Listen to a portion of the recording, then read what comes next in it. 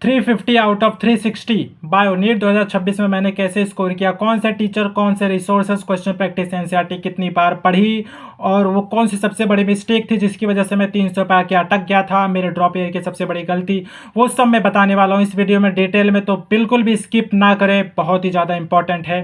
तो देखो भाई साहब, मैंने 12th लक्ष्य में बायो का पूरा डिटेल लेक्चर लिया था 12th का। उसके बाद मैंने ड्रॉप ईयर में 11th का पूरा डिटेल लेक्चर लिया हुआ था।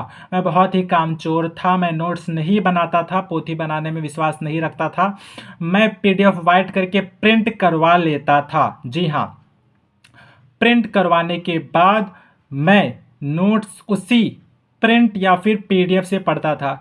देखो नोट्स का क्या करना है, बहुत बच्चे पूछते हैं। नोट्स आपको बार बार नहीं पढ़ना है, इनिशियली आपको 2 से 3 बार ही नोट्स पढ़ना है। इसमें आपका अच्छे से कंसेप्ट क्लियर हो जाएगा। उसके बाद आपको एनसीईआरटी ही पढ़नी होती है।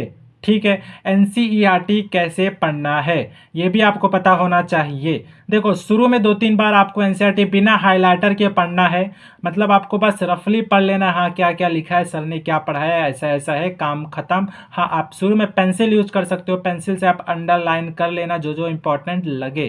ठीक है, हाइलाइटर का क्या फंडा रखना है, आपको 2 हाइलाइटर कम से कम बायो के लिए यूज करना है, एक आप रेड या फिर एक येलो यूज कर सकते हो। मैं यही करता था, जो कि मुझे मतलब 2-3 बार रीड करने के बाद मैं जब फिर से रीड करता था तो मैं रेड से क्या करता था, जो कि मैं बार बार भूल जाता था, कोई टॉपिक या फिर कोई लाइन जो था, वर्ड था, वो हाईलाइट कर देता था, और येलो से जो मुझे इंपॉर्टेंट लगता था वैसा हाईलाइट कर देता था। ठीक है, मतलब जो आप बार बार गलत कर दे रहे हो, भूल जा रहे हो, उसे रेड से करना है, और जो आपको इंपॉर्टेंट लगता है कि हाँ कि ये मुझे नेक्स्ट टाइम देख ही लेना है कम से कम टेस्ट के पहले, तो आप येलो वाले से हाईलाइट कर देना। ठीक है, एनसीईआरटी का तो ये है।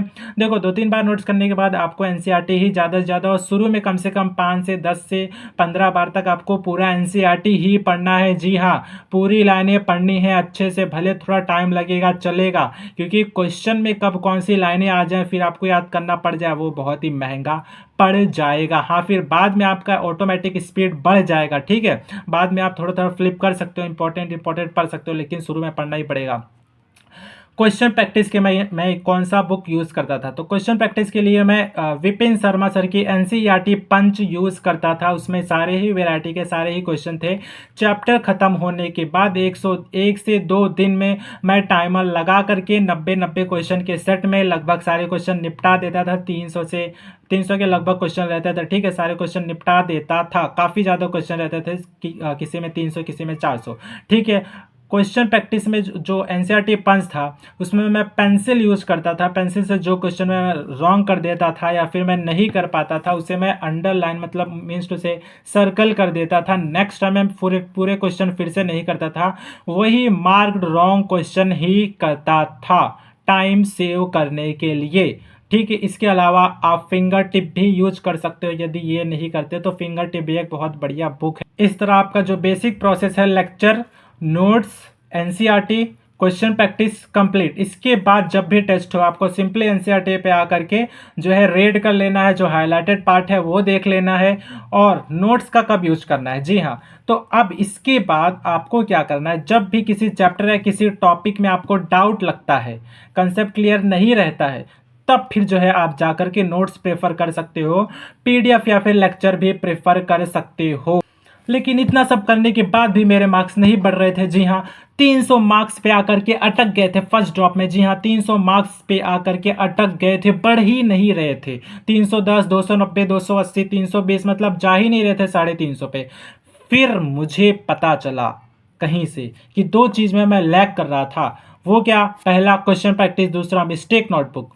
ठीक है, क्वेश्चन प्रैक्टिस के लिए मैंने क्या किया, मैंने एक सिर्फ बायो का टेस्ट सीरीज ही ज्वाइन कर लिया। बहुत ही बढ़िया क्वालिटी का क्वेश्चन था उसमें, 90 क्वेश्चन, पार्ट सिलेबस भी था, फुल सिलेबस भी था, लगभग 20 के लगभग टेस्ट थे। जी हाँ, 20-25 के लगभग टेस्ट थे उसमें, मतलब काफ़ी क्वालिटी क्वेश्चन थे।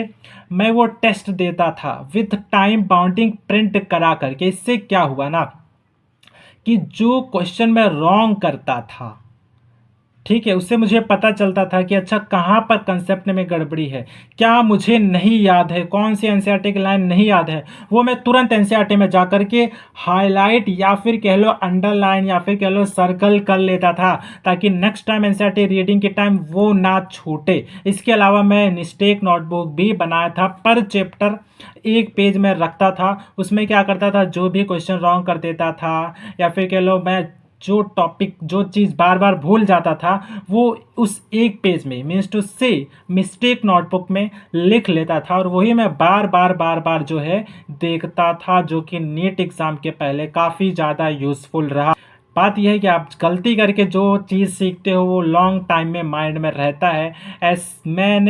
मैंने गलती क्या किया कि लोग कहते हैं सिर्फ एनसीईआरटी रीड करो, एनसीईआरटी रीड करो, तो मैं बार बार बस एनसीईआरटी रीड करता था। तो इससे आपको लगता है कि आपने रीड कर लिया, सब कुछ पढ़ लिया, सब कुछ याद हो गया, लेकिन जब आप क्वेश्चन करते हो तो आपको पता चलता है कि अच्छा वो लाइनें में क्या था, मतलब धुंधला धुंधला दिखता है, प्रॉपर नहीं दिखता। कुछ लाइनें, कुछ टॉपिक, कुछ कंसेप्ट ऐसे रहता है जो कि ब्लर हो ही जाता है क्वेश्चन करते टाइम।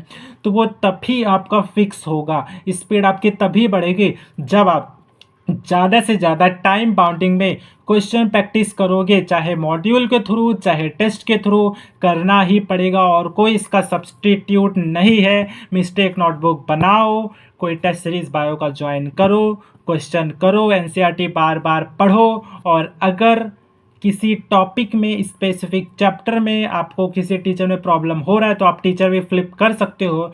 मैं कभी कभी ट्राई करता था, लेकिन जनरली मुझे ऐसा कोई खास दिक्कत नहीं होता था। ठीक है, बिल्कुल परफेक्ट। वीडियो को मैं एक बार समराइज़ कर देता हूँ। आपको आराम से लेक्चर्स ले लेने हैं, ठीक है।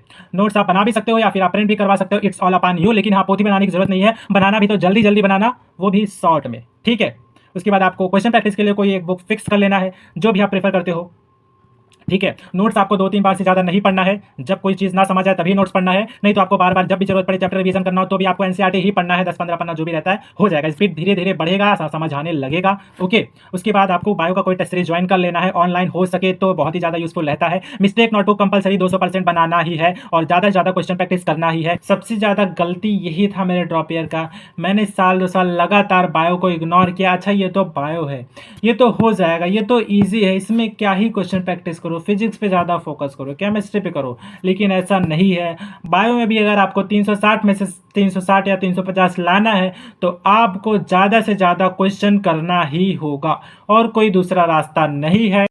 कुछ लोग कहेंगे कि क्या मैं वन शॉट ले सकता हूँ, तो हाँ, वन शॉट भी ले सकते हो यदि आपके पास टाइम नहीं है तो। कुछ इजी चैप्टर जैसे कि ह्यूमन फिजियोलॉजी, इकोलॉजी, कुछ जो इजी चैप्टर उसका वन शॉट ले सकते हो, कोई दिक्कत नहीं है गाइस, क्योंकि it is bio all about NCERT reading, ठीक है। लेकिन जैसे कि plant kingdom, anatomy, photosynthesis, genetics, इन सब चैप्टर्स का वन शॉट मत लेना, मैं प्रिफर नहीं करूंगा, क्योंकि ये बहुत ही ज़्यादा कॉन्सेप्चुअल चैप्टर्स हैं, और नीट में ऐसे क्वेश्चन इस चैप्टर से कॉन्सेप्चुअल आने लगे हैं। आपको ढंग से नॉलेज होगा तभी आप ये सही कर पाओगे, ओके ओके। वीडियो है, आपका जो डाउट हो आप कमेंट में ड्रॉप कर सकते हो, मैं उसका पूरा जो है सॉल्यूशन देने का ट्राई करूंगा।